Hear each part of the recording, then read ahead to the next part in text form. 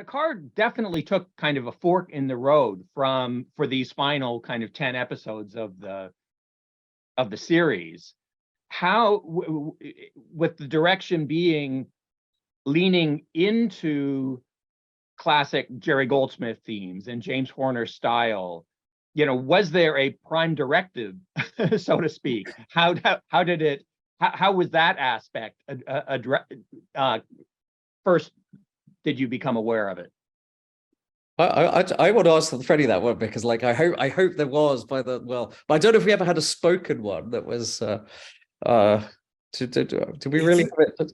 Did we Freddie, how did the concept of leaning into the Goldsmith and Horner and other composers' worlds? It's funny. I don't think it's like Steven said, like there was never really an email or a distinct, like, we need to take what we have, but bring it into the modern, 21st century, modern current film music aesthetics.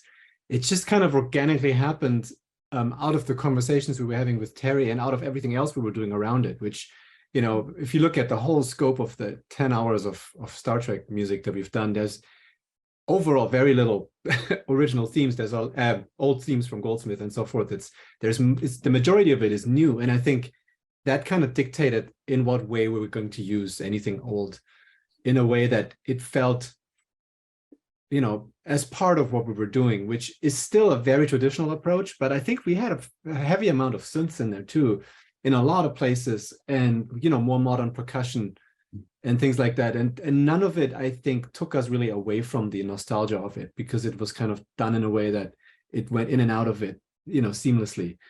And I think you hit the nail on the head there with the synth thing, actually, because it's like that actually for me is the, I think where we came to with that, and we certainly discussed as we were going, was this idea of saying like, look, Jerry Goldsmith was one of the pioneers of using synths. He's far from, sort of a classical composer in this sort of strict sense of like, oh God, we're not going to use these terrible things called synths or gold.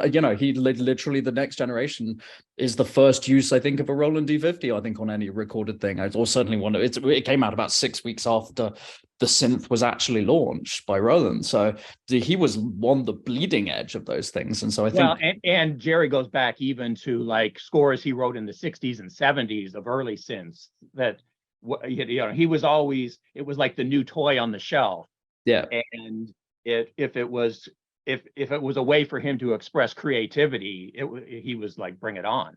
And I think that's exactly what one of the things we were saying is like, I suppose if there was an ethos, when it's something we did mention sort of verbally, I think a few times, but it was sort of one of those ones we didn't necessarily say it too many times, but the what would Jerry or what would James do with this? And I think one of the things is like asking like, what would they have done with some of the sort of stuff that we have available to us now versus the early generations of what we have, which they had in the, right at the, certainly for Jerry, right on, tail end of his career, and sort of, and he was obviously, one of the first people to sort of do really full sparkly mock-ups of things of, I mean, they're obviously we're 25, 30 years down the line in terms of sample quality and things like that. So we have things more available to us, but there's I think a modern production thing that I absolutely think he would be taking advantage of Pro Tools and all the things we can do with it and all the new sets. And I'd be love to have heard what he would have done with such things, and certainly James as well. I mean, certainly, untimely that he's not with us, and he absolutely would still be going.